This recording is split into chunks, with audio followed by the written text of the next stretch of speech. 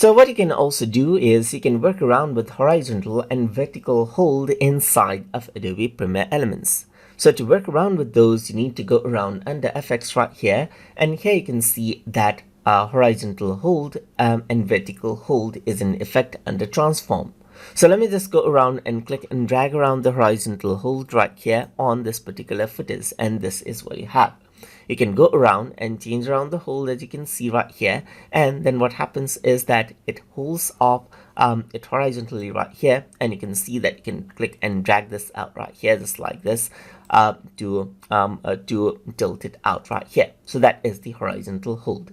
Let me just go around and delete this, and then what you can also do is you can go to FX right here, and instead of horizontal hold you can add in vertical hold right here, and once you do that you can see that there's a vertical hold over here just like this, and this is simply it. So you can see that you can go around and delete it and add it right here.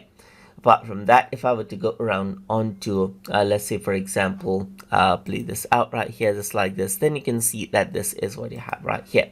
But if I were to go around onto the horizontal hold right here just like this, then you can see that this is what you have right here.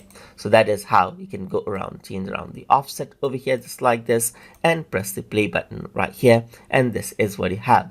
And that is how you can work around with horizontal and vertical hold inside of Adobe Premiere Elements.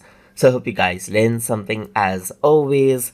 And as always, please like, comment, share, and subscribe.